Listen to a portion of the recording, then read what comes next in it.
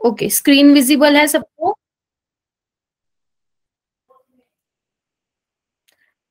Screen visible है बच्चा?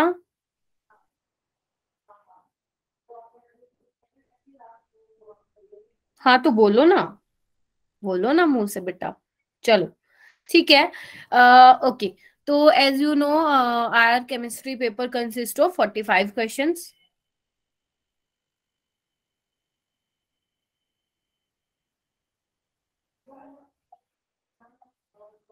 40 देखते हैं नाजिया, 45 क्वेश्चंस है, ठीक है। एंड फिजिक्स में भी 45 हैं और 90 आपके बायोलॉजी में है, ठीक है। तो हम स्टार्ट करते हैं, ठीक है, क्वेश्चन नंबर 46 से, ठीक है। तो इधर देखो, the IUPAC name for the given structure is, इसको नेमिंग कैसे करेंगे? देखो, हम ना इसको मान लेते हैं कि ये डिफिकल्ट क्वेश्चन है, क्योंकि कई बच्चों को प्रॉब्लम आई है इस क्वेश्चन में। तो सपोज हम डिफिकल्ट मान लेते हैं इसको क्वेश्चन, लेकिन ये डिफिकल्ट है नहीं। नहीं, 46 में कोई गड़बड़ नहीं है, 46 एकदम ठीक है, बिल्कुल ठीक क्वेश्चन है बेटा, कोई गड़बड़ नहीं है, ठीक है। तो हम मान लेते हैं डिफिकल्ट है, लेकिन जब हम इसको सॉल्व करने लगेंगे ना, खुद देखना बहुत इजी क्वेश्चन है। मान लो अगर आपने नंबरिंग तो यहीं से ही की होगी, 1 2 3 4 5 6, है ना, ये सोच के कि सब्स्टिट्यूएंट को लोवेस्ट प्रायोरिटी मिलनी चाहिए। तो इसके अकॉर्डिंग इसका नेम क्या होगा? 4 आइसोप्रोपाइल, जो हमने नंबरिंग की है, 4 आइसोप्रोपाइल 2 मिथाइल हेक्सेन। आप मुझे देख के बताइए, क्या ऐसा कोई ऑप्शन है यहाँ पे? आप मुझे नो। देख के बताइए, नहीं है। इट मीन्स जो हमने ये नंबरिंग की है वो गलत है। इट मीन्स जो हमने नंबरिंग की है बच्चा, वो गलत है। तो मैम कैसे करेंगे? अब हम देखेंगे ऑप्शंस को कि ऑप्शन में क्या दिखाई दे रहा है, ठीक है। ऐसे करते हैं जो डिफिकल्ट क्वेश्चंस आपको लगते हैं तो, ठीक है। देखो इसमें क्या है, फर्स्ट देखो 3 आइसोप्रोपाइल 4 मिथाइल हेक्सीन, ये तो किसी भी हाल में नहीं हो सकता 3 आइसोप्रोपाइल, यानी कि वो कह रहे हैं कि 3 नंबर यहाँ पे आना चाहिए, है ना। तो ये तो किसी भी हाल में सही नहीं हो सकता, आप देख लेना बेशक। ये देखो, जब मैं आपको क्लास में आयुपेक नेमिंग करा रही थी, तो मैंने आप लोगों को ये बोला था कि नंबरिंग कहाँ से स्टार्ट, मतलब नंबरिंग जो आप पेरेंट चेन डिसाइड करोगे, आपको ट्राई करना है जहां पे ब्रांचिंग ज्यादा है, वो पेरेंट चेन में इंक्लूड होने चाहिए, ठीक है। तो अब यहाँ से तो बात नहीं बन रही है, तो हमने क्या करते हैं, एक ये भी लॉन्गेस्ट चेन दिख रही है मुझे, देखो इधर, 1 2 3 4 5 6, बोलो 6 मेंबर रिंग है कि नहीं है, बताइए। Yes ma'am. ठीक है, यस मैम। अगर यस मैं मैम। इसको नंबरिंग करूं तो देखना क्या होगा, ध्यान से देखना, 3 पे क्या लगा हुआ है? इथाइल लगा हुआ है। Methyl. Methyl. 2 5 dimethyl hexane, 2 5 dimethyl hexane. आप कोई और देख भी लीजिए, ए बी डी, आप वो बना ही नहीं पाओगे, ठीक है। तो ऑप्शन से हमें पता चल गया भैया, इसका आंसर यही आएगा, 3 इथाइल 2 5 डाइमिथाइल हेक्सेन, ठीक है। तो क्वेश्चन में कोई गड़बड़ नहीं थी। क्लियर है सभी को? ये क्वेश्चन किसका हुआ था, जल्दी बताओ, 46 का सी। हाँ जी, आपने कर लिया था।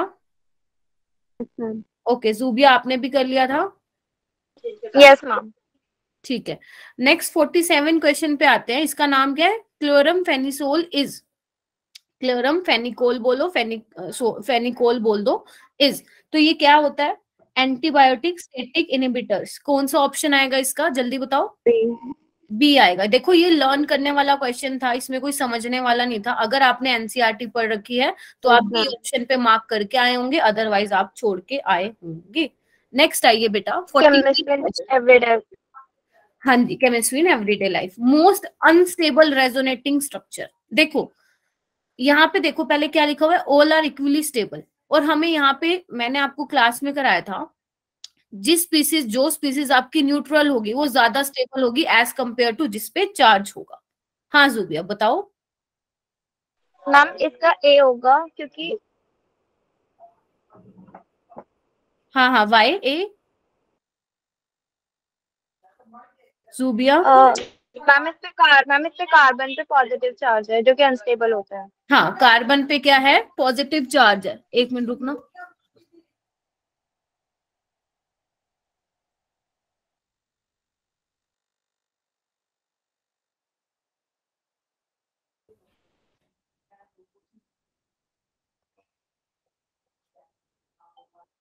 ये देखो, हाँ, तो जूबिया ने बिल्कुल सही बोला कि ये क्यों है। एक तो कार्बन का ऑक्टेट ही कंप्लीट नहीं है, ऑक्टेट इनकम्प्लीट।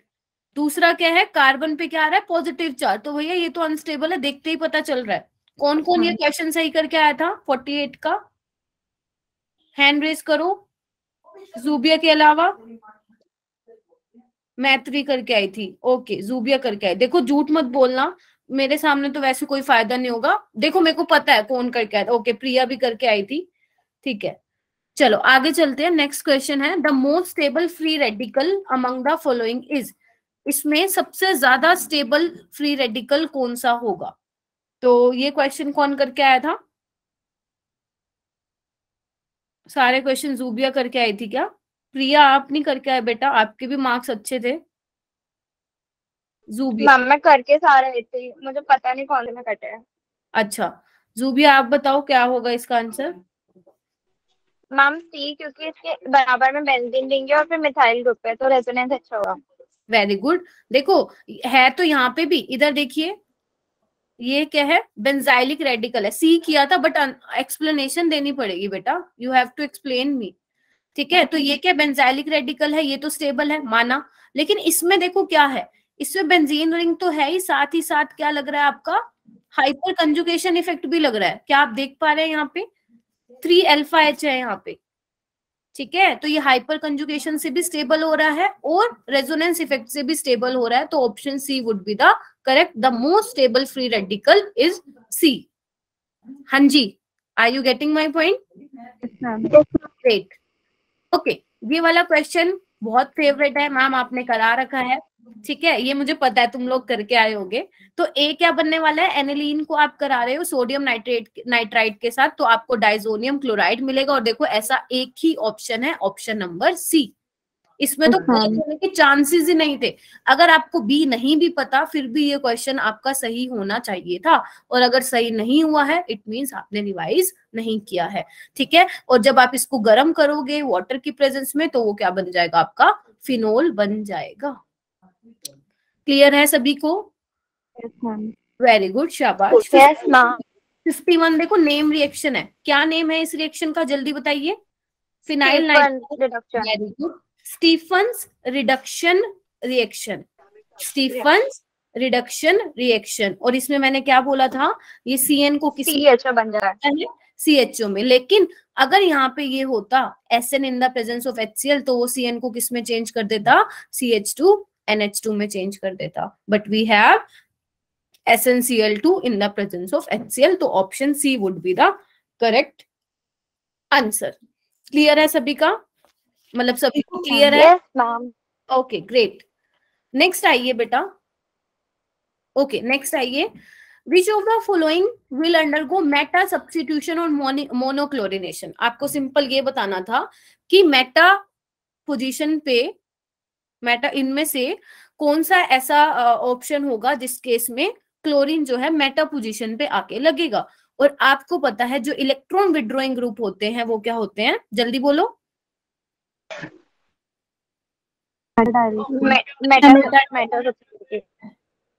मेटा डायरेक्टिंग होते हैं। तो इसमें देखो कौन सा है मेटा डायरेक्टिंग, इसका स्ट्रक्चर बनाते हैं, हाँ वेरी गुड, सी आएगा। जैसे देखो इथोक्सी बेंजीन क्या होता है, OC2H5, ये क्या करेगा, ऑर्थो पैरा डायरेक्टिंग है ना, लोन पेयर है इसके पास।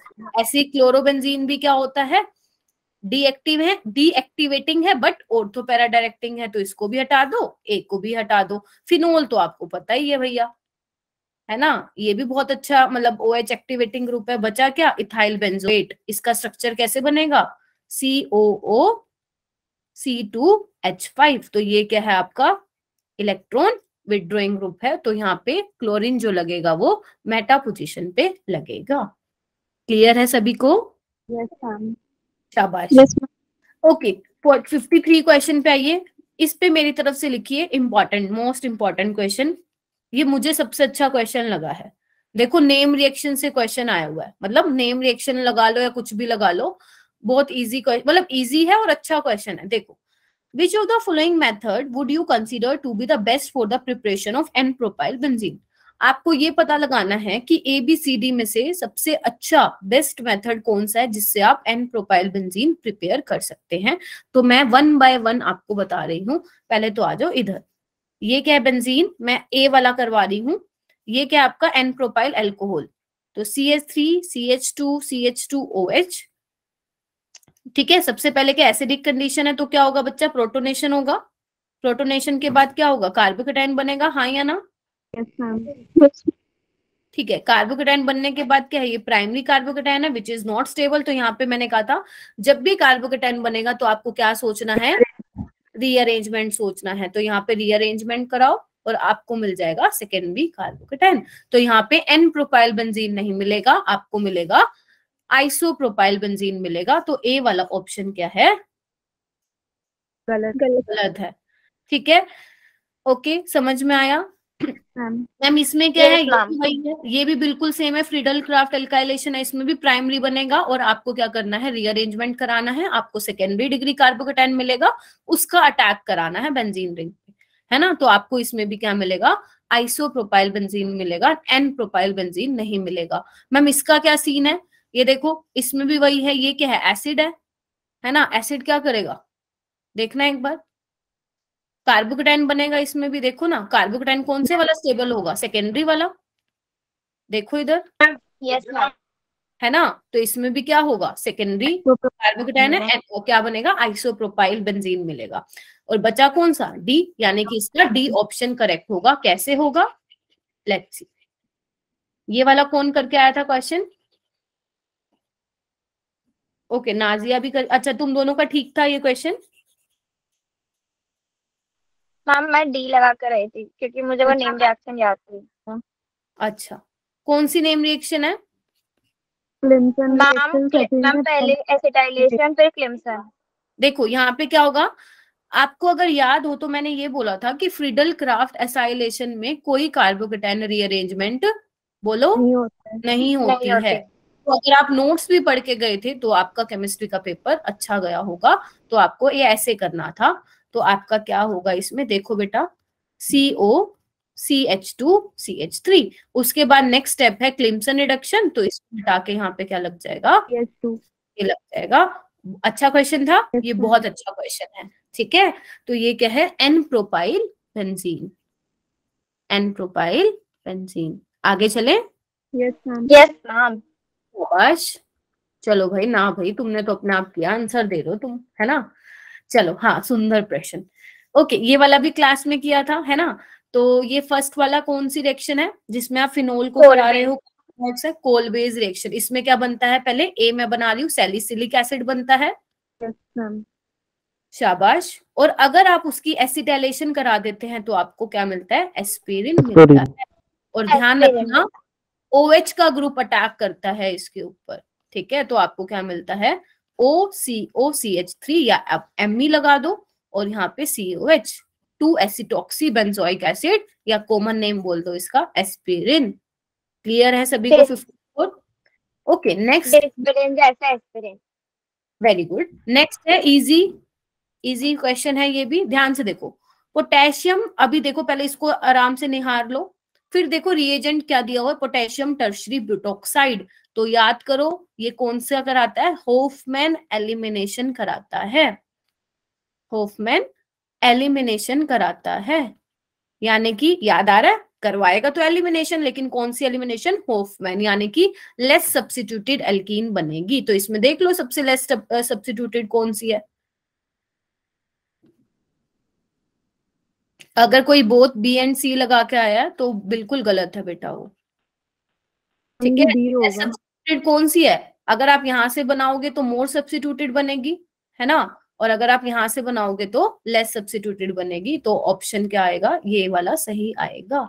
तो ऑप्शन कौन सा है, बी और बेटा करेक्ट। ठीक है, बी और सी मत कर देना, ये नहीं बनेगा बेटा। अगर आप इसको भी निकाल देते हो तब भी ये नहीं बनेगा, ठीक है। तो ये बनेगा, ठीक है, समझ में आया। ओके, अपना देखो कि क्या गलतियां करके आए हो, ठीक है। जस्ट उसको एनालाइज करो एंड नेक्स्ट टेस्ट में वो हमें रिपीट नहीं करनी है, ठीक है। अभी जो हो गया होने दो, हो गया तो हो गया। ओके नेक्स्ट है which of the following reacts with glucose, ये तो आपके एनसीईआरटी से डायरेक्ट आया हुआ है ना, कौन सा ऑप्शन होगा इसका? बी होगा, ठीक है। हाइड्रोक्सिलामीन के साथ तो ये रिएक्ट करता है, लेकिन एनसीईआरटी में लिखा हुआ है कि जो इसका साइक्लिक फॉर्म है, क्योंकि इन्होंने मेंशन नहीं किया हुआ कि ओपन चेन है या साइक्लिक चेन है, तो हमने देखा था कि ग्लूकोज मतलब जब एक्सपेरिमेंट किया गया तो देखा गया कि ग्लूकोज सोडियम बाइसल्फाइड और 2,4-DNP के साथ रिएक्ट नहीं किया। तो इससे हमें क्या पता लगा कि ग्लूकोज जो है साइक्लिक फॉर्म में भी एग्जिस्ट करता है। तो इसमें क्या होगा, वो सिर्फ हाइड्रोक्सिल अमीन से ही रिएक्ट करेगा। 55 बताऊं? जूबिया देखो, आपको क्या बताना है? पोटेशियम टर्शरी ब्यूटोक्साइड है बच्चा, तो पोटेशियम टर्शरी ब्यूटोक्साइड क्या है? बल्कि बेस है, ठीक है। तो बल्कि बेस क्या करता है? एलिमिनेशन कराता है, लेकिन मैंने आपको लिखवाया था, अच्छा आप आई थिंक तब मेरे से क्लास नहीं अटेंड करते थे, कोई बात नहीं, आप नोट्स रेफर कर सकते हैं। पोटेशियम टर्शरी ब्यूटोक्साइड क्या करवाता है? होफमैन एलिमिनेशन रिएक्शन कराता है।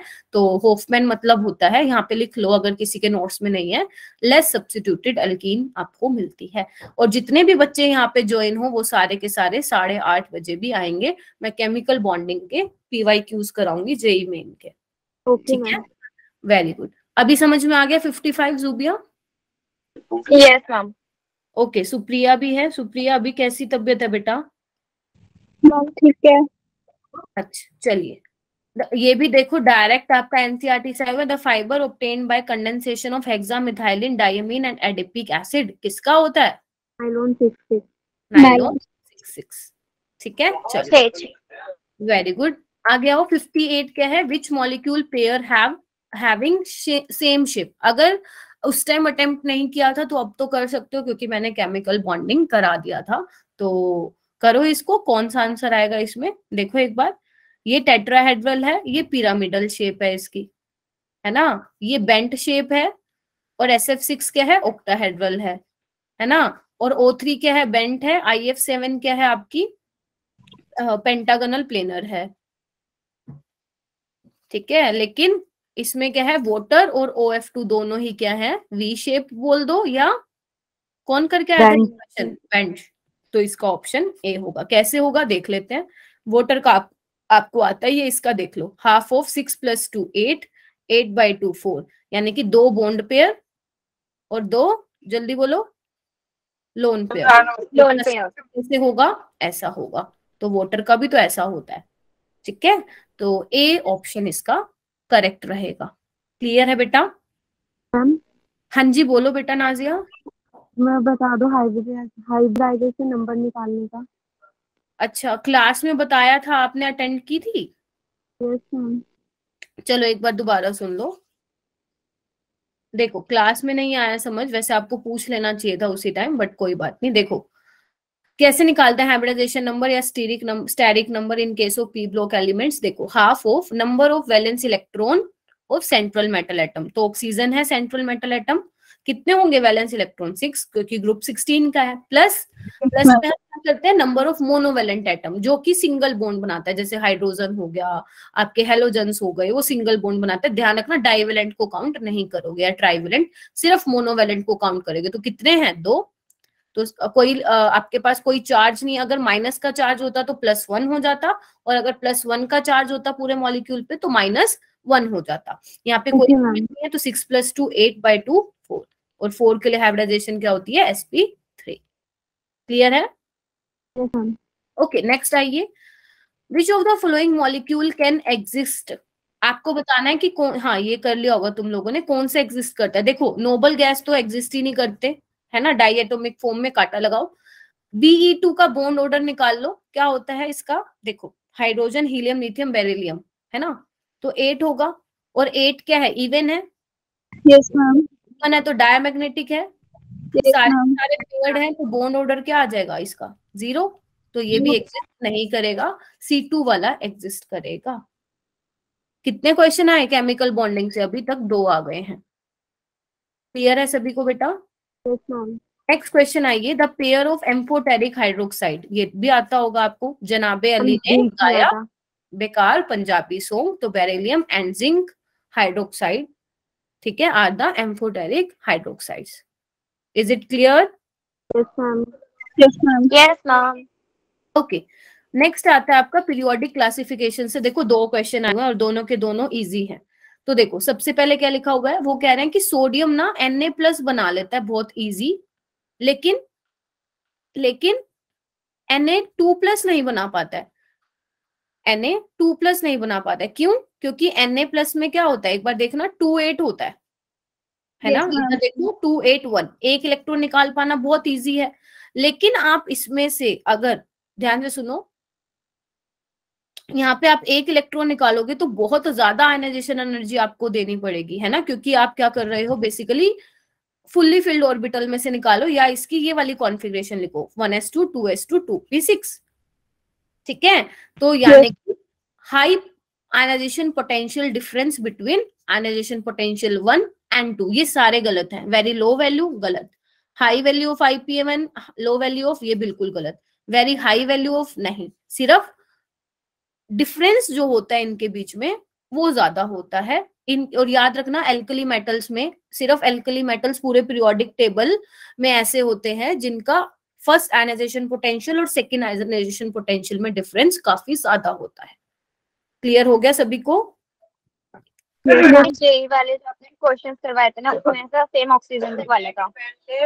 हाँ, उसके बाद आओ बेटा यहाँ पे क्वेश्चन, मैं कलर चेंज कर लेती हूँ, यहाँ पे आओ, ये भी इजी है। First second and third ionization potential बोल दो या एनर्जी बोल दो, आपको ये दे रखा है ionization energy 1 100 kilo joule, ionization energy 2 दे रखा है आपको 150 kilo joule, and ionization energy 3 दे रखा है आपको 1500 किलो जूल। आपको बताना है एलिमेंट कैसे, कौन सा होगा। ये वाला भी मैंने कराया था आप लोगों को, ऐसा टाइप का क्वेश्चन।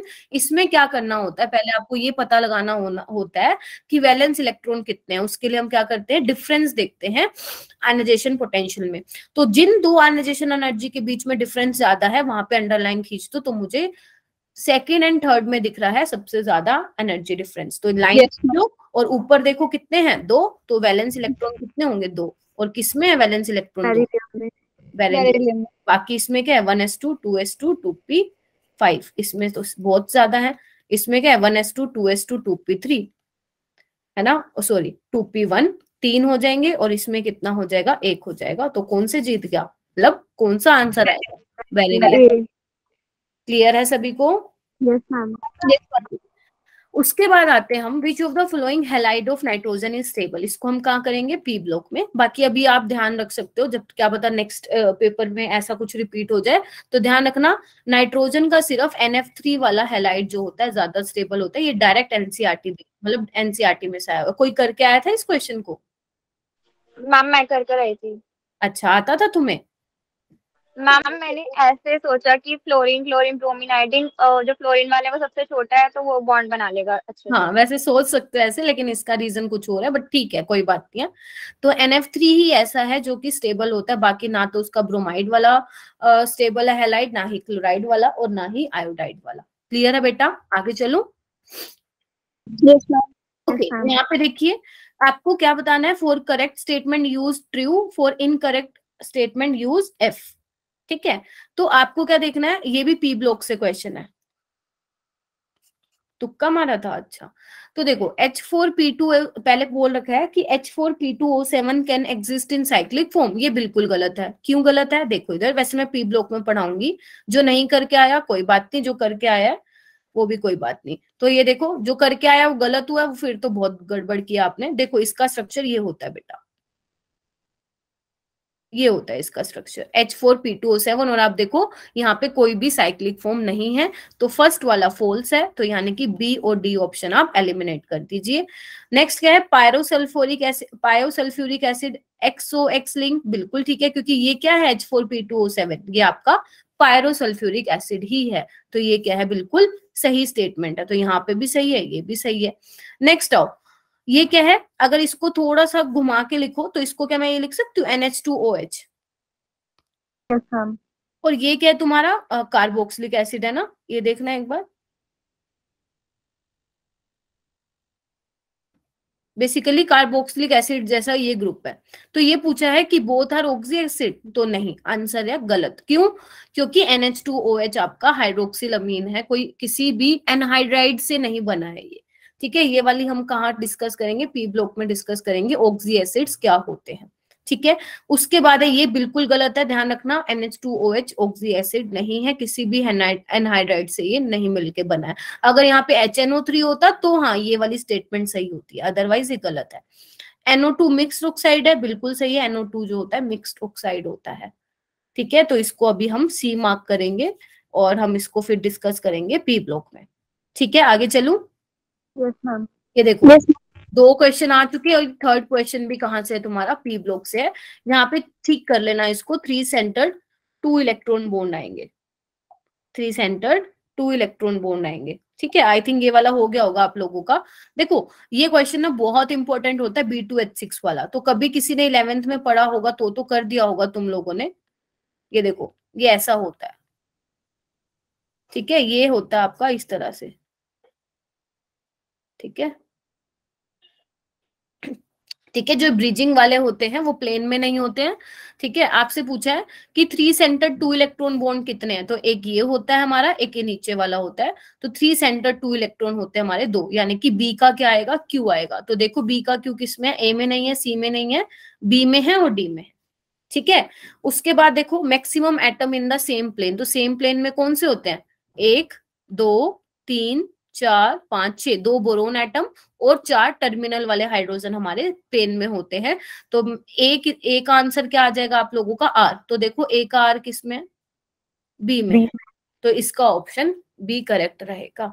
ठीक है, मैक्सिमम रिप्लेसेबल एच एटम्स कितने होंगे, सी का आंसर क्या है, एस। तो जो ये वाले होते हैं ये रिप्लेसेबल होते हैं, ब्रिजिंग वालों को आप रिप्लेस नहीं कर सकते हो।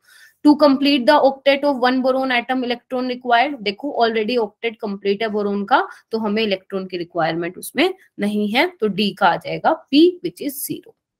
ठीक है, तो ये भी क्वेश्चन किससे था तुम्हारा, पी ब्लॉक से था, ग्रुप नंबर 13, जो हम कल डिस्कस करेंगे 3 बजे वाली क्लास में। ठीक है जी, okay ma'am. Okay, next question पे आइए। ये तो इजी था, क्या आएगा इसका आंसर, CO2। है ना, Na2CO3 को जब आप गर्म करोगे तो भैया जी कौन सी गैस रिलीज होगी, एफरवेसेंस निकलेगी CO2 की। ये तो इजी था क्वेश्चन, आगे आइए। ओके, तो 67 क्वेश्चन भी वैसे तो पी ब्लॉक से है, लेकिन आप लोग कर सकते थे अगर थोड़ा सा अपना मतलब थोड़ा सा कॉमन सेंस यूज करते तो पक्का कर सकते थे। देखो मैं बताती हूँ कैसे करना था इस क्वेश्चन को। देखो एक्स है, उसको कार्बन के साथ ट्रीट कराया, Cl2 के साथ ट्रीट कराया हाई टेम्परेचर पे, और आपको वाई और CO गैस मिली, है ना। फिर आपने वाई को किसके साथ कराया, H2O के साथ कराया, और आपको Z मिला और HCl, और आपको वाई बताना है। यानी कि देखो HCl कब निकला होगा, जब वाई में क्लोरीन होगा, हाँ या ना, सोचो। वाई यस में अगर मैम। क्लोरीन होगा तभी तो भैया HCl निकला ना। तो देखो ना क्लोरीन कहाँ पे है, यहाँ पे तो है ही नहीं, काट दो इसको, है ना, बी और डी में है। ठीक है, और आपको पता है एल्यूमिनियम क्या होता है, चलो कोई बात नहीं आगे पढ़ते हैं। Compound Y is found in polymeric chain structure in solid state and it is an electron deficient molecule। अब हम कहेंगे मैम दोनों ही इलेक्ट्रॉन एफिशिएंट है, लेकिन पॉलीमेरिक चेन स्ट्रक्चर में कौन मिलता है सॉलिड स्टेट में, BeCl2 मिलता है। ठीक है, तो इसका ऑप्शन बी आएगा। तो आप बी और डी में कंफ्यूज हो सकते थे। ठीक है, अगर आपको ये पता था कि पॉलीमरिक चेन स्ट्रक्चर है तो वो बीई बेरिलियम का ही होता है। ठीक है, देखो अब वो कह रहे हैं कि वाई को आपने ट्रीट करवाया वाटर के साथ तो आपको Z प्लस HCl मिला। तो HCl कब मिलेगा, जब आपके वाई में कोई क्लोरीन का सोर्स होगा। तो क्लोरीन का सोर्स या तो बी में है, BaCl2 है, या ACl3 है, राइट। तो यानी कि ए और बी तो सॉरी ए और सी तो नहीं हो सकता है ना। और आपको देखो क्या लिखा हुआ है, compound Y is found in polymeric chain structure. अगर आपको थोड़ा सा भी आइडिया था 11th में आपने ये पढ़ा था ग्रुप 13 में, तो तो आपको याद आ गया होगा कि भैया पॉलीमेरिक चेन में तो BeCl2 एग्जिस्ट करता है। देखो ऐसे याद करो, याद करो, पता ही नहीं चला, अटेम्प्ट करके आई थी तुम। Yes ma'am. चलो गुड इवनिंग अंकुश, कोई बात नहीं। वैसे ये तुम्हारा वाला नहीं था, आई मीन तुम्हारे बैच का नहीं था ये अंकुश, क्लास तुम्हारे बैच की नहीं है ये। चलो 68 वैसे तुम आ प्रॉपर सकते बैच हो। है। अच्छा अच्छा, सॉरी सॉरी, हाँ मैंने उसमें भी लिंक शेयर किया था, हाँ फिर तो तुम्हें करनी थी ये क्लास अटेंड। चलो ठीक है, 68 पे आओ। ये देखो, ये वाला ना मैं बोलूंगी कि अगर किसी को नहीं आता था तो वो छोड़ सकता था, मेरे को कोई वो नहीं है, लेकिन अगर किसी ने कभी पढ़ा होगा तो इसको देखो, डायरेक्ट है इसका, ये किसका ऑक्साइड होता है, टिन का, कैसिटेराइट ओर, ऑक्साइड ऑफ टिन, अगर किसी को आता था तो। मेटलर्जी का क्वेश्चन है। हाँ मेटलर्जी का क्वेश्चन है, तुमने पढ़ रखा है मेटलर्जी? यस मैम, ठीक है, तो थोड़ा ऐसी सा पढ़ा था। ऐसे ही क्वेश्चन आते हैं। ठीक है, तो अभी ना आप लोगों को अपने माइंड में प्रेशर नहीं डालना, मैं मेटलर्जी तो हमें आता ही नहीं है, कोई बात नहीं, नहीं आता कोई बात नहीं, कोई दिक्कत नहीं है। ठीक है, उसको हम बाद में देखेंगे, मतलब जब आपका सारा सिलेबस हो जाएगा ना, ऐसे चैप्टर को हमें बाद में देखना है जिसमें सिर्फ लर्न करने वाला आता है। ठीक है, पोर्शन होता है। चलो छोड़ो इसको, 69 देखो बेटा, अभी तक जितने भी मैंने ऐसे क्वेश्चन कराए, मुझे तो नहीं लगता कि, देखो पी ब्लॉक से तो मैं आपसे एक्सपेक्ट नहीं कर रही हूँ, जिसने किया है वो अच्छी बात है, जिसने नहीं किया मैं एक्सपेक्ट नहीं कर रही हूँ कि आप लोग ने किया होगा। उसके अलावा ऐसा कोई भी क्वेश्चन नहीं है जो आप नहीं कर सकते थे। तो अभी नेक्स्ट आओ, 69 पे आइए। अभी क्या होंगे, थोड़ा क्वेश्चन का लेवल और बढ़ता जाएगा क्योंकि फिजिकल आ रही है। ठीक है, हम फिजिकल कर रहे हैं अभी। देखो, वो कह रहा है कि KMnO4, when KMnO4 solution is added to oxalic acid solution, the decolorization is slow in beginning but become instantaneous after some time because, कौन बताएगा? लैब का है वैसे तो ये, प्रैक्टिकल ऑर्गेनिक उससे है क्वेश्चन। तो ध्यान रखना, जो Mn2+ होता है वो ऑटो कैटलिस्ट का काम करता है रिएक्शन में, ये आपका वाइवा का भी क्वेश्चन है। ठीक है, इसको आप एज अ वाइवा क्वेश्चन भी ध्यान से देखेंगे। ठीक है, हाँ जुबिया बोलो बेटा। मैम 1 मिनट, वो क्वेश्चन देखूं। ठीक है, तो ऑक्सैलिक एसिड आप किस में लेते हो, टाइट्रेटिंग फ्लास्क में लेते हो, सॉरी कॉनिकल फ्लास्क में लेते हो, मैंने बहुत गंदा बना दिया है। ठीक है, ब्यूरेट में आप क्या डालते हो, KMnO4 डालते हो, है ना, जो कि वॉयलेट कलर का होता है, या बोल दो डार्क पर्पल कलर का होता है। और जैसे ही आप देखते हो, आपको पता है ना, धीरे धीरे पिंक कलर आ जाता है, तो वो कह रहे हैं decolorization is slow in beginning. ठीक है, लेकिन become instantaneous after some time. तो वो क्यों होता है, क्योंकि Mn2+ यहाँ पे ऑटो कैटलिस्ट की तरह काम करता है। और ये तुम्हारा वाइवा का भी क्वेश्चन है, अगर तुम्हारी ये वॉल्यूमेट्रिक टाइट्रेशन इस बार एग्जाम में है तो। ठीक है, ठीक है, इसको आप ओके। नेक्स्ट क्वेश्चन आओ। ये इंपॉर्टेंट है, मतलब इंपॉर्टेंट इन द सेंस, ये मैंने कराया नहीं है क्लास में, तो जिसको आते होंगे वही करके आए होंगे, बाकी मैं आपको अभी यहाँ पे करवा देती हूँ, क्योंकि 11 तो सारे करके आए हो ना, तो आप समझ जाओगे। Find the radius of nucleus of an atom having mass number. देखो फॉर्मूला बेस्ड क्वेश्चन है, अगर किसी को इसका फॉर्मूला आता था तो वो करके आया होगा, नहीं तो नहीं करके आया होगा। तो इसका फॉर्मूला क्या होता है, radius is equal to R0 A की पावर 1/3। ए क्या है आपका, 1/3 नंबर है। तो आपको रेडियस, मैम फिजिक्स में पढ़ा दिया है, मैं पढ़ रहा हूँ मैम। क्या हो गया बेटा, फिजिक्स में भी पढ़ा है ये। मैं पढ़ रहा हूँ। अच्छा फिजिक्स में भी हुआ है क्या, अच्छा फिर तो तुम लोगों को आता होगा। 6.5 आएगा इसका। हाँ तो यार तुम तो बड़े इंटेलिजेंट हो, सबको आता था ये क्वेश्चन। चलो यस तो मैम। ठीक है, तो R0 आपको ये दे रखा है, मास नंबर आपको 125 दे। मैम आर की वैल्यू तो डिफरेंट नहीं हुई है, फिजिक्स में 1.2 पढ़ाया था बस। अच्छा केमिस्ट्री में ये है, ए क्या है 125 की पावर 1/3 यानी कि 5, इसको सॉल्व कर लेना, ऑप्शन आपका ए आ जाएगा। तो सारे करके आए थे ये वाला। Yes ma'am. Yes ma'am. यार बड़े इंटेलिजेंट हो, चलो सही है, फिर तो सही है। चलो आगे आइए, फॉर द रिएक्शन 1 and 2। ये देखो ये वाला क्वेश्चन ना कहाँ से आया, तुम्हारा इक्विलिब्रियम चैप्टर से आया। तो ये क्वेश्चन इंपॉर्टेंट है, तो मैं आपको सोल्व कराती हूँ। कैसे करेंगे इसको सोल्व, ध्यान से देखना। इसमें ना आपका ये वाला फॉर्मूला लगेगा कि पार्शियल प्रेशर क्या होता है, जो हमने डाल्टन लॉ में पढ़ा था। Partial pressure is equal to mole fraction of that component, suppose A का मैं फाइंड आउट करना चाहती हूँ, इनटू टोटल प्रेशर। तो ये वाला फॉर्मूला यहाँ पे लगने वाला है, अगर ये नहीं पता था तो गया क्वेश्चन। ठीक है, तो एक बार मैं आपको समझा देती हूँ, थोड़ा लेंथी क्वेश्चन है, इसको आप अपने नोट्स में नोट डाउन कर सकते हैं। ठीक है, थोड़ा समझने की कोशिश करते हैं इसको, स्पेस भी नहीं है मेरे पास। चलो देखिए इधर, देखो अभी क्या है यहाँ पे, ए से B+C बना है। ठीक है, तो स्टार्टिंग में मैं बोल सकती हूँ कि ए के 1 मोल रहे होंगे जब तक रिएक्शन स्टार्ट नहीं हुई है, बोलो। Yes ma'am. और इसके 0 0 कुछ टाइम बाद क्या है, कुछ मोल्स जो है इसके डिसोसिएट हुए होंगे, तो मैं मान लेती हूँ अपनी तरफ से 1 - अल्फा, जो हम करते आते हैं 11th में, और इसके बने होंगे अल्फा और इसके भी बने होंगे अल्फा। यही करते हैं ना। तो ये क्या है, आपके नंबर ऑफ मोल्स है, ठीक है। क्योंकि आपसे देखो क्या पूछ रखा है कि Kp1 Kp2 का रेशियो आपको दे रखा है, वो कह रहे हैं कि degree of dissociation of A and X यानी कि 1 और 2 का सेम है, तो आपको बताना टोटल प्रेशर कितना होगा इक्विलिब्रियम पे। 1 and 2 are in the ratio, basically you have to tell ratio, ठीक है। तो देखो, हाँ आई नो फिजिकल में ऐसे क्वेश्चन लेकिन आते हैं, तो थोड़ा सा ध्यान से देखना। तो ये मान लेते हैं जो ये मोल्स है ये इक्विलिब्रियम पे हमने निकाला है, तो अगर बोलो, अगर मैं टोटल नंबर ऑफ मोल्स निकाल लूं एट इक्विलिब्रियम पे तो क्या आएगा, 1 माइनस अल्फा प्लस 2 अल्फा, कितना आ जाएगा, 1 प्लस अल्फा, बोलो हाँ या ना। Yes ma'am. तो अगर मैंने मान लिया इसका इक्विलिब्रियम कांस्टेंट Kp1 है और इसका Kp2 है, तो Kp1 कैसे निकालूंगी, देखना एक बार, partial pressure of B into partial pressure of C divide by partial pressure of A, हाँ या ना।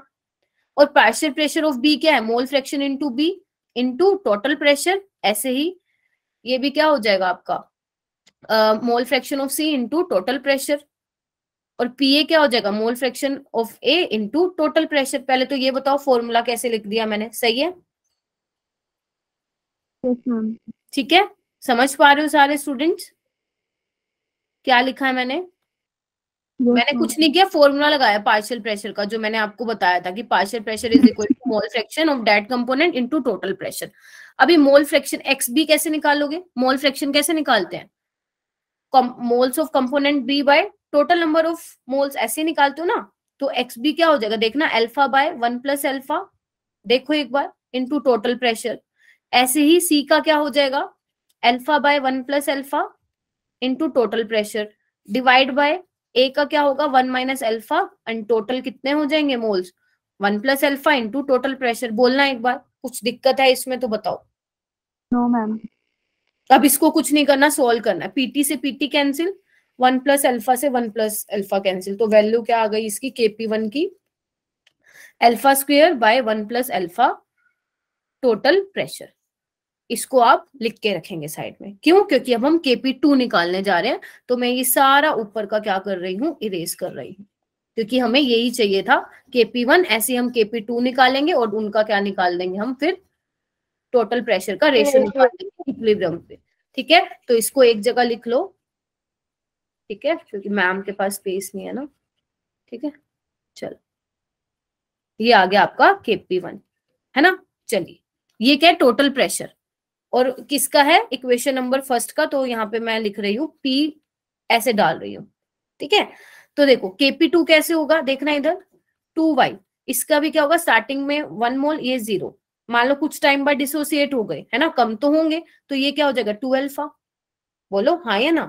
तो टोटल नंबर ऑफ मोल्स कितने हो जाएंगे, मान लो कितने हो जाएंगे, मान लो नहीं, निकालो, एट इक्विलिब्रियम पे 1 प्लस अल्फा, ठीक है। Kp2 कैसे होगा, देखो ना एक बार, y का स्क्वायर, या मैं सिंपल लिखूं, क्योंकि गैसियस स्टेट में है तो गैसियस में आपको पता है पार्शियल प्रेशर यूज करेंगे, है ना।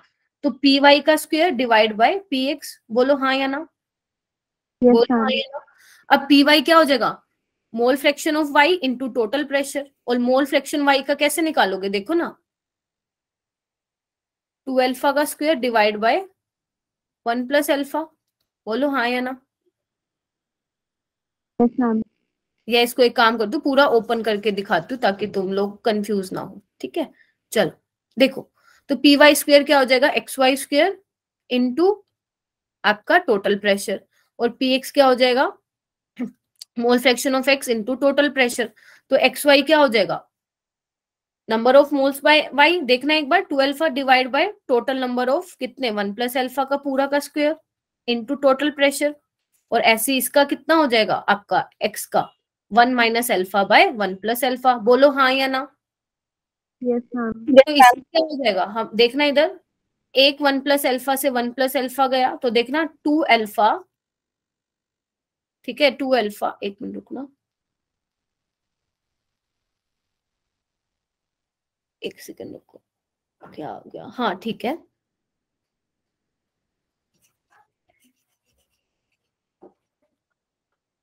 आई थिंक यहाँ पे कुछ गड़बड़ कर दी है मैंने, देखना पड़ेगा, चलो कोई बात नहीं, एक बार देखो इसको, क्या हो जाएगा इसका 4, देख पा रहे हो, alpha square divide by 1 minus alpha PT, ये देखना यही आएगा इसका, और यहाँ पे भी माइनस आएगा क्योंकि 1 प्लस अल्फा तो कैंसिल आउट हो चुका था ना। देखो एक बार यही आएगा KP2, सॉल्व करके खुद देखो, मेरे करने से नहीं समझ में आएगा ऐसे। देखो कैसे किया मैंने, हाँ, कैसे यही आया। नहीं आया। आ गया। देखो इसको आप ओपन कर लो, 4 alpha square divide by 1 plus alpha का whole square divide by 1 minus alpha divide by 1 plus alpha, है ना। तो 1 प्लस अल्फा से 1 प्लस अल्फा कट गया, कैंसिल हो गया और ये आ गया। अभी क्या करना है, इन KP1 और KP2 की रेशियो कितनी दे रखी है, 9:1। तो क्या करेंगे, डिवाइड कर दो दोनों को, इक्वेट कर दो। कैसे करेंगे देखो एक बार, करो तुम, मैं रेज करती हूँ तब तक। क्वेश्चन लेंदी है आई नो, लेकिन जब खुद करोगे ना तो बहुत इजीली हो जाएगा, क्योंकि मैं तुम लोगों को समझा रही हूँ इसलिए टाइम जा रहा है। ठीक है, तो KP1 इसको वो कर दो, इक्वेट कर दो। ये 1 का है क्योंकि इन्होंने कहा है सेम है डिग्री ऑफ डिसोसिएशन। बोलो कर सकती हूँ ना मैं, KP1 is equal to KP2। ये हो गया सेकेंड वाले का टोटल प्रेशर। बोलो हाँ या ना। Yes ma'am. 1 माइनस अल्फा से 1 minus alpha cancel, alpha square से अल्फा स्क्वायर कैंसिल। तो यहाँ पे देखना क्या आया, P1 बाय P2 कितना आ जाएगा आपका, आ जाएगा 4/1। और इसका रेशियो कितना दे रखा है, एक मिनट रुकना, इसका रेशियो दे रखा है आपका 9:1। तो देखना क्या आ जाएगा, 36:1 आ जाएगा। चेक करना एक बार, कुछ गलती की है क्या मैंने। और नीचे आएगा तभी आएगा 36। हाँ कुछ गड़बड़ की है मैम ने। एक काम करते हैं, ओके ओके, आई थिंक समझ में तो आ गया होगा तुम लोगों को। तो इसको क्या करते हैं, डिवाइड कर देते हैं KP1 बाय KP2 को। तो देखना एक बार, alpha square P1 divide by 4 alpha square, बाकी सब कैंसिल हो जाएगा, है ना। और अल्फा स्क्वायर से अल्फा स्क्वायर कैंसिल, और इसका रेशियो है ये। तो अभी देखो करके 36:1 हो जाएगा किसका, टोटल प्रेशर एट इक्विलिब्रियम। समझ में आया कैसे किया मैंने ये क्वेश्चन। Yes ma'am. देखो कुछ नहीं करना, वही सिंपल। देखो आप इक्विलिब्रियम चैप्टर पढ़ोगे ना तो आप देखोगे मोस्टली क्वेश्चन में ऐसे ही कंसीडर करना पड़ेगा। इनिशियल में ये 1 था 0 0, फिर कुछ टाइम बाद डिसोसिएट हो गए, फिर ये इतने बने। और आपको ये जरूर ध्यान रखना है, क्योंकि ये बहुत जगह यूज होता है कि partial pressure of any component, suppose मैं यहाँ पे A ले लेती हूँ, वो किसके इक्वल होगा, मोल fraction of that component into total pressure. ये वाला फॉर्मूला जनरली यूज होता रहता है इक्विलिब्रियम वाले चैप्टर में। आ गया ये 72 स्टेट्स ऑफ मैटर से क्वेश्चन है, स्टेट्स ऑफ मैटर से क्वेश्चन है। देखो क्या लिखा हुआ है, what is the ratio of diffusion of gas. Easy था, बहुत इजी है क्वेश्चन, लेकिन आप लोगों ने नहीं पढ़ा हुआ तो नहीं कर पाओगे। देखो डिफ्यूजन ऑफ गैस का क्या होता है फॉर्मूला, मोलिकुलर मास के ध्यान रखना इनवर्सली प्रोपोर्शन होता है और कुछ भी नहीं। डिफ्यूजन जो होता है, सपोज यहाँ पे मैं ये लिख देती हूँ, वो मोलर मास के इनवर्सली प्रोपोर्शन होता है। बस लगा दो फॉर्मूला, अंडर रूट MB/m में। समझ रहे हो, मोलर मास के अंडर रूट के इनवर्सली प्रोपोर्शनल है। तो MB क्या है, molar mass of B 44, A का कितना है 11, तो 11 4 जा, और 4 का अंडर रूट 2 हो जाएगा। तो आंसर क्या आ जाएगा इसका, 2 आ जाएगा। ठीक है बोलो। Yes ma'am. ओके नेक्स्ट है, ये आपका थोड़ा सा मोल कंसेप्ट है, थोड़ा सा तो क्या पूरा ही मोल कंसेप्ट के बेस पे, बट इजी है, कर सकते थे। अगर किसी ने मोल कंसेप्ट नहीं भी पढ़ा फिर भी ये कर सकते थे। कैसे कर सकते थे, देखो इधर आपको बोला है 20 gram of magnesium carbonate decompose on heating to give carbon dioxide and 8 gram magnesium oxide. देखो ये कैसे करोगे, मैग्नीशियम कार्बोनेट को जब आपने हीट किया तो आपको CO2 मिला और MgO मिला। ठीक है, तो 20 ग्राम बेटा मैग्नीशियम कार्बोनेट कितना दे रहा है, 8 ग्राम मैग्नीशियम ऑक्साइड दे रहा है। आपको परसेंटेज प्योरिटी निकालनी है मैग्नीशियम कार्बोनेट की, और ये क्वेश्चन अच्छा है, ऐसे क्वेश्चन आते रहते हैं। तो आपको क्या करना है, सबसे पहले हम देखो इसको ना, अलग अलग तरीके हो सकते हैं करने के। हम कैसे करेंगे, मैग्नीशियम कार्बोनेट के निकालने, तो आप एक काम करो, मोलिकुलर फॉर्मूला निकाल लो मैग्नीशियम कार्बोनेट का एंड MgO का। तो जब आप MgCO3 का, मैग्नीशियम कार्बोनेट का वो निकालेंगे मोलिकुलर फॉर्मूला, वो आएगा 84 ग्राम, और इसका आएगा आपका 40। एक मिनट रुकना, 24 और 16 कितना हो जाएगा, 40। ठीक है, देखो तो यानी कि 40 ग्राम मैग्नीशियम ऑक्साइड दे रहा है हमें 84 ग्राम मैग्नीशियम कार्बोनेट, क्या मैं ये लिख सकती हूँ थ्योरेटिकली? Yes ma'am. लेकिन हमें दे कितना रखा है मैग्नीशियम ऑक्साइड 8 ग्राम, तो इसमें कितना हमें मिलेगा मैग्नीशियम कार्बोनेट, तो इसको निकाल लो 84/40 इंटू 8, इसको आप सोल्व करोगे तो 16.3 ग्राम। तो हमें दे रखा है 20 ग्राम, हमारा आया इतना है, तो परसेंटेज प्योरिटी कैसे निकालते हैं? जैसे आप ये अपने मार्क्स की परसेंटेज निकालते हो कि 100 नंबर का पेपर आया है और मेरे 70 आए हैं, समझ रहे हो? तो आपके आया कितना है 60.3 ग्राम और दे कितना रखा है 20 ग्राम, तो मल्टीप्लाई कर दो, इसका आंसर आ जाएगा 84%। बोलो कुछ था इस क्वेश्चन में? कुछ भी नहीं था। आपको एटॉमिक मास सब कुछ दे रखा है, सिंपल मोल कंसेप्ट है, सिंपल वाला। बोलो समझ में आया? दोबारा समझाऊं? आ गया? कुछ नहीं, या आप इसको ऐसे भी नहीं कर सकते थे, पहले नंबर ऑफ मोल्स निकाल लो, गिवन मास बाय मोल, जैसे भी तुम्हें सही रहता है वैसे आप कर सकते हो, ठीक है। उसके बाद आओ 74 question, which of the following has highest oxidation number of HCl। ये क्या क्वेश्चन था? क्या आएगा इसका आंसर बताना जरा। सबसे हाईएस्ट ऑक्सीडेशन स्टेट किसकी है Cl की? हम सी वाले की निकलेगी। हाँ, ये तो सारे जितने भी 8 स्टूडेंट्स हैं ये तो सारे ही करके आए होंगे। ऑर्गेनिक के सबसे इजी क्वेश्चंस आए थे, ठीक है, +7 होगा इसका। ओके, आगे आइए। नेक्स्ट क्वेश्चन है थर्मोडायनेमिक्स से। थर्मोडायनेमिक्स पे तो देखो, अब वो आपको बोल रहे हैं कि एंथैल्पी के रिगार्डिंग जो है, हाँ बोलो जुबिया। मैम वो एक्सपेंसिव प्रॉपर्टी होती है, इसमें इंटेंसिव लिखा हुआ है। हाँ, ध्यान रखना, एंथैल्पी क्या है? तुम्हारी एनर्जी, और जितनी भी एनर्जीज होती हैं, चाहे वो गिब्स फ्री एनर्जी हो, चाहे आपकी एंथैल्पी हो, चाहे वो आपकी इंटरनल एनर्जी हो, वो सारे के सारे क्या होते हैं? एक्सटेंसिव होती हैं, स्टेट फंक्शन होती है, पाथ पे डिपेंड नहीं करती हैं, ठीक है, और इनिशियल एंड फाइनल स्टेट पे डिपेंड करती है, ठीक है। तो स्टेट फंक्शन बिल्कुल ठीक है, इंडिपेंडेंट ऑन द पाथ बिल्कुल ठीक है, it's value depend upon the amount बिल्कुल, इसका मतलब ही क्या है? ये एक्सटेंसिव है, ठीक है, जो कि अमाउंट पे डिपेंड करता है, ठीक है। जैसे मान लो इसका सबसे अच्छा एग्जांपल है चॉकलेट का।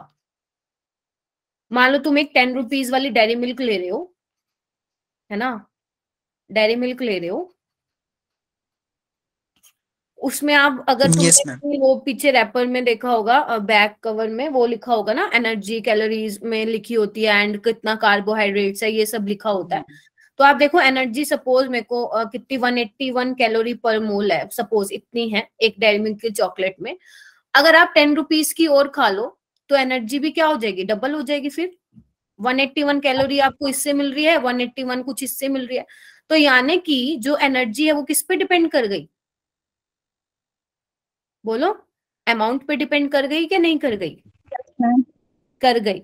तो यानी कि जितनी भी एनर्जीज हैं, ये आपको सिंपल एक एग्जांपल दिया है, वो उसकी वैल्यू डिपेंड करती है amount of substance of the system पे। तो इसमें रॉन्ग स्टेटमेंट पूछी थी, तो बी बिल्कुल गलत है, और ये वाला मैं आपको कराऊंगी टाइम मिलने पे। सिर्फ थर्मोडायनेमिक्स में हम छोटी छोटी चीजें कर लेंगे, जैसे एक्सटेंसिव इंटेंसिव क्या होती है। अगर मैं नहीं करवा पाती हूँ क्लास में अनाउंस कर दूंगी, ये वाली तुम खुद भी कर सकते हो, बहुत ईजी है एंड बहुत इंपॉर्टेंट भी है। अभी आई थिंक 2022 में भी आया इससे क्वेश्चन, ठीक है। समझ गए? अभी तो इतना कंसेप्ट समझ गए? चलिए, ओके, इसका ऑप्शन फिर बी आएगा 75 का। ओके, ये वाला क्वेश्चन करते हैं, ये बहुत अच्छा क्वेश्चन है, इस पे मेरी तरफ से लिख लो गुड क्वेश्चन, इस मेरी तरफ से लिख लो गुड क्वेश्चन, ये बहुत अच्छा क्वेश्चन है। कोई करके आया है क्वेश्चन? ये मैंने करवाया हुआ है, ये वहां से आया हुआ है, क्या बोलते हैं, KSP वाले से आया हुआ है। देखो कैसे करना है। How many milligram of Au+3 present in 1 litre saturated solution of gold iodide. तो यानी कि वो इसकी बात करें AuI3 की। KSP कैसे निकालते हैं? S का स्क्वायर, सॉरी KSP कैसे निकालते हैं हम? कंसंट्रेशन लेते हैं ना सॉल्युबिलिटी की, बोलो हाँ या ना? वो अब कैसे निकालेंगे? तो Au3 + 3I नेगेटिव, ठीक है, इसकी कंसंट्रेशन S है और इसकी कंसंट्रेशन 3S है।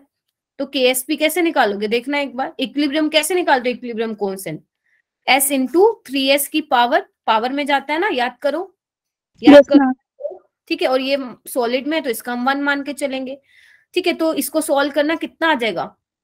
एक मिनट मैं इरेज करूं इसको, मेरे पास स्पेस नहीं है। तो देखना कितना आ जाएगा, KSP is equal to 27, S का 4। देखो एक बार सारे, ठीक है। कौन भाग गया यहाँ से? वाओ, 4 बच्चे रह गए, बहुत बढ़िया। ठीक है, ओके। KSP की वैल्यू कितनी है बेटा? 2.7।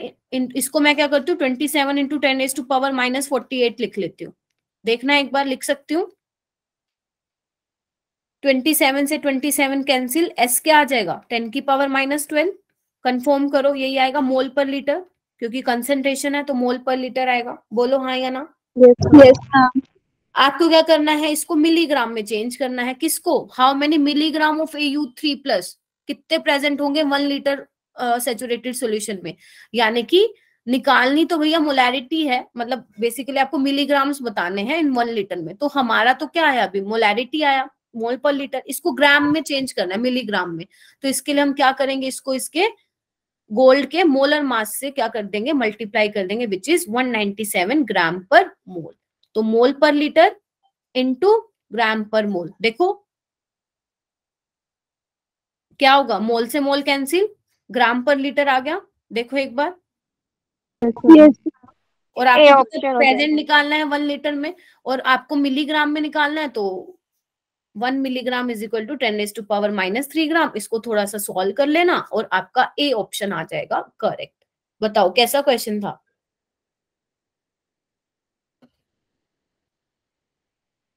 मैंने ऐसे नहीं किया था। क्या कह रहे हो बेटा आपने? मैम मैंने किया था ये वाला क्वेश्चन, ऐसे नहीं किया था। कोई बात नहीं, कैसे किया था फिर?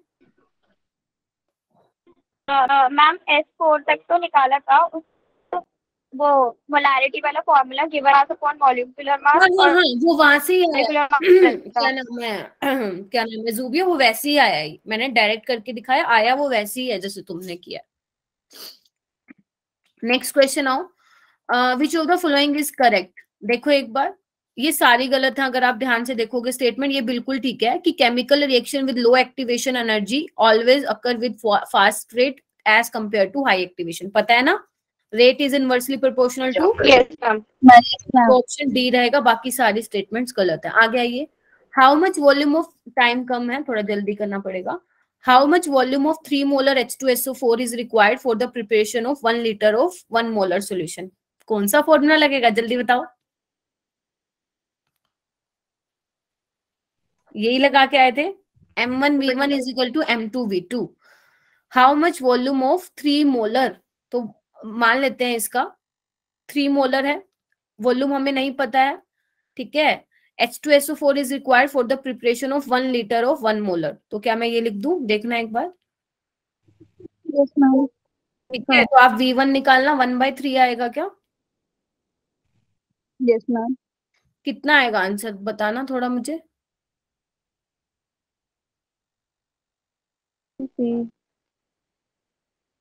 0.33 समथिंग आएगा ना?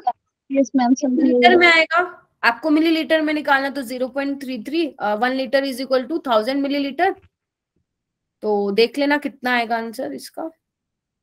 मैम 330 इतना आएगा, मतलब एग्जैक्ट इतना ही आएगा। आप कर सकते हैं, आपको कोई इसमें कैलकुलेटर की नीड नहीं थी। आगे चलिए।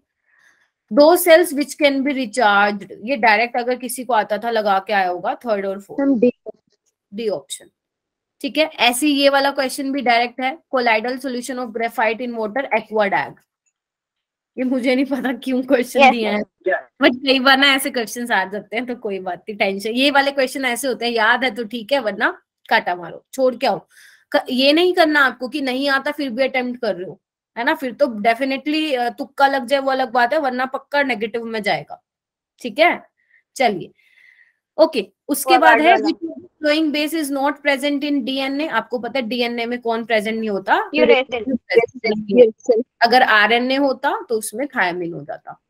ये तो मैंने अभी कराया था, which can not show geometrical isomerism. देखो साइक्लो वाले केस में क्या होगा, देखो ये एक टाइम पे दोनों सिस भी हो सकते हैं और ये ट्रांस भी हो सकते हैं, तो यानी कि ये तो शो करेंगे ज्योमेट्रिकल आइसोमेरिज्म। ऐसे ही सेम ये सिस भी हो सकते हैं और ट्रांस भी हो सकते हैं, तो ये भी करेंगे। कौन नहीं करेगा, ये वाला देखो, इस पे क्या लगे हुए हैं, सेम वाला, तो ये तो देखते ही लगा दिया होगा। इसमें क्या है, ये सिस भी कर सकते हैं और ये ट्रांस भी कर सकते हैं। तो ये वाला कौन करके आया था, बी वाला? कोई करके आया था? ओके, बस जूबिया करके आई थी। प्रिया, आप नहीं करके आए थे? ओके, नेक्स्ट क्वेश्चन आओ। ओके, पार्थ करके आया था, ठीक है। प्रिया आप भी करके आई थी। प्रिया आप बोला करो बेटा, है ना। चलो, which of the following is correct order of acidic strength? ये तो ऑब्वियस सी बात है, एरोमेटिक कार्बोक्सिलिक एसिड है ना, वो हमेशा ही स्ट्रॉन्ग एसिड होगा। और आप इसमें ऑर्थो इफेक्ट भी बोल सकते हैं, ठीक है। तो ये तो बिल्कुल ही ठीक है। देखना, फर्स्ट वाला बिल्कुल ठीक है, तो जिसमें फर्स्ट नहीं है उसको हटा दो ना भाई, सब में ही फर्स्ट है ना, कोई ऑप्शन एलिमिनेट नहीं हुआ। डी वाला देखो एक बार, ये ऑर्थो नाइट्रोफिनोल है और ये पैरा नाइट्रोफिनोल है, ठीक है। मैंने आपको बताया था ऑर्थो नाइट्रोफिनोल क्या होता है, लेस एसिड, होना तो चाहिए more acidic but less acidic होता है because due to hydrogen bonding between hydrogen and oxygen. तो ये क्या होता है, लेस एसिडिक होता है। और ये भी बिल्कुल ठीक है। तो देखो, जिसमें फोर्थ है, सी नहीं हो सकता, ए हो सकता है, बी हो सकता है, डी हो सकता है, ठीक है। सेकंड वाले पे आओ। हम पैरा पैरा वाला ज्यादा एसिडिक होता है ना, सिमेट्री की वजह से। नहीं नहीं, सिमिट्री की वजह से नहीं होता। देखो, होना तो चाहिए ऑर्थो, क्यों होना चाहिए देखो इसमें, क्योंकि माइनस आई क्या होता है, डिस्टेंस डिपेंडेंट होता है। तो इसमें माइनस आई जो है ज्यादा लग रहा है, तो ज्यादा एसिडिक होना चाहिए as compare to para. But क्योंकि ऑर्थो वाले में हाइड्रोजन बॉन्डिंग हो जाती है, देखो नाइट्रो ग्रुप के ऑक्सीजन और OH के H के बीच में, जिसकी वजह से ये H जो है इजिली नहीं निकल पाता, तो आपका लेस एसिडिक रहता है, ठीक है। तो ये फोर्थ वाला भी ठीक है। और मैम इसमें क्या होगा, देखो अगर आप H निकालोगे तो आपके ये कार्बन आयन बनेंगे, और आपको पता है क्लोरीन के पास वैकेंट डी ऑर्बिटल होती है, तो बैक बॉन्डिंग की वजह से CHCl3 वाला ज्यादा स्टेबल होगा। तो सेकंड जिसमें है उसको हटा दो, ये हट गया। तो अब आपको थर्ड भी चेक करना पड़ेगा बेटा। देखो थर्ड में क्या है, ये वाला ज्यादा एसिडिक दे रखा है, sp3 वाला, और हमें पता है sp ज्यादा एसिडिक होता है, sp2 देन बोलो यस वाला ठीक होगा। तो अगर ये क्वेश्चन नहीं किया या किया है गलत हुआ है तो इसको भी अपने नोट्स में नोट डाउन कर लो। इसका ऑप्शन बी रहेगा करेक्ट। नहीं नहीं नहीं, सॉरी सॉरी, सी रहेगा करेक्ट। नहीं, एक मिनट रुको, गलत कर दिया। थर्ड वाला तो गलत ही है, सेकंड वाला भी गलत है, फर्स्ट और फोर्थ सही है, तो ए ऑप्शन इसका करेक्ट रहेगा। एक बार फिर भी मैं चेक कर लेती हूँ, 83 का, हाँ 83 का ए ही होगा। नेक्स्ट क्वेश्चन पे आइए। देखो ये वाला ना, ये वाला स्टेप मैंने आपको क्लास में बताया हुआ, बट ये वाला नहीं बताया हुआ क्योंकि जरूरी भी नहीं था बताना, ऐसे क्वेश्चन नहीं आता, बट इसमें आ गया है तो हम देख लेते हैं बेटा कि कैसे होगा, क्या पता नीट में भी आ जाए।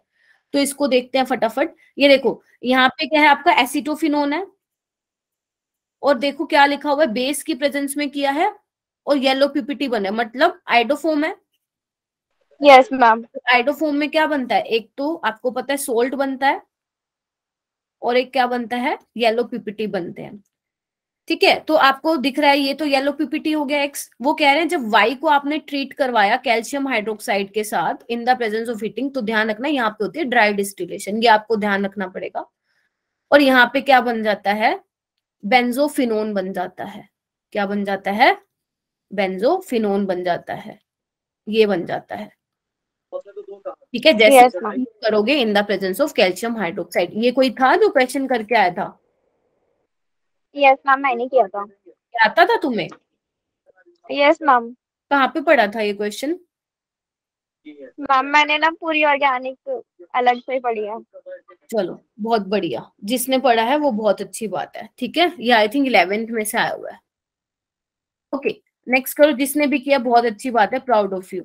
मेरे को पता है ऐसे ही स्टूडेंट चाहिए जो कि सिर्फ इस पे डिपेंड नहीं रहते हैं कि मैम के ही पढ़ाए हुए में से ही करना है हमें, ठीक है। इसलिए बोलते हो जितना सेल्फ स्टडी हो सके करो, जितनी क्वेश्चन की प्रैक्टिस हो सके करो, क्योंकि क्वेश्चन की प्रैक्टिस करने से और सेल्फ स्टडी करने से ही आपको एक्स्ट्रा चीजों के बारे में पता लगता है बेटा, समझ रहे हो। चलो नेक्स्ट क्वेश्चन पे आओ, ज्यादा नहीं रह गया। आपको इंटरमीडिएट बताना है, कौन सी रिएक्शन है, एंटी मार्कोनिक है, क्या बनता है यस मैम, पेरोक्साइड आइडोरम। ठीक है, रेडिकल की प्रेजेंस में होता है। और रेडिकल कौन सा बनेगा इसमें, आपको पता है Br कहाँ लगता है, जहाँ पे नंबर ऑफ हाइड्रोजन ज्यादा होते हैं, बी वाला इंटरमीडिएट इसका बनेगा। क्लियर है सभी को, क्योंकि ये क्या है, सेकेंडरी रेडिकल है which is more stable then primary. Okay, which one of the flowing remove, ये मत बना के आ जाना, मैं पहले बता दूं कहीं किसी ने सी ये बना के आ जाए, ये तो वैसे ही स्टेबल, और वैसे भी ये स्टेबल भी नहीं है। sp2 पे रेडिकल या पॉजिटिव चार्ज कभी भी स्टेबल नहीं होता है, तो इसको नहीं बना के आना आप लोगों को। क्लियर है सभी को? हाँ जी बेटा, किया था। हाँ शाबाश।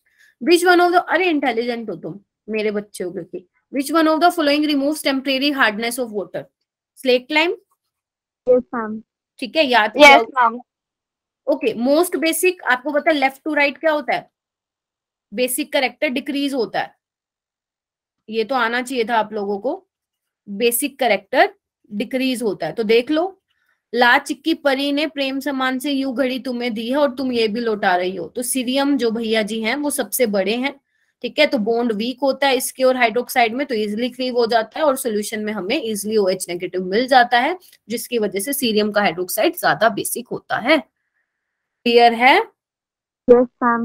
ओके, कैसे करेंगे? आयुपेक नेमिंग सिंपल है, हेक्सा अमीन कोबाल्ट, एंड याद रखना कोऑर्डिनेशन आइसोमेरिज्म में ऑक्सीडेशन स्टेट सेम रहती है, तो जिसमें डिफरेंट है उसको तो पहले ही हटा दो, काट दो, और इसमें तो एक की दे रखी हटा दो। तो कैसे नेमिंग होगी? Hexammine cobalt hexa cyanido chromate. क्यों? क्योंकि जब नेगेटिव लिगेंड आता है तो मेटल के पीछे क्या लगता है? सेंट्रल मेटल एटम के पीछे 8 लगता है, याद आ रहा है? 8 लगता है, तो ए रहेगा इसका करेक्ट आंसर। इसका क्या है? पीटी क्या नेम है इसका? Diamine dichlorido platinate. How many geometrical isomer? कौन? Ma2B2 टाइप का है, तो यहाँ पे क्या बनेंगे? सिसो ट्रांस बनेंगे, है ना? एक बार अमोनिया सिस पे और Cl भी सिस पे, और एक बार अमोनिया और Cl ट्रांस पे, तो ये सिस ट्रांस पॉसिबल है, तो जो 2 ज्योमेट्रिकल आइसोमर बन जाएंगे इसके। 90 पे आओ। मैक्सिमम नंबर ऑफ आयंस किसमें बनेंगे? मैक्सिमम नंबर ऑफ आयंस देखो, प्लेटिनम मैक्सिमम 6 कोऑर्डिनेशन नंबर दिखा सकता है, तो अगर मैं फर्स्ट वाले को लिखूं NH3 6, है ना, 4 Cl निकलेंगे बाहर, तो देखो ना मैक्सिमम आयंस किसमें होंगे?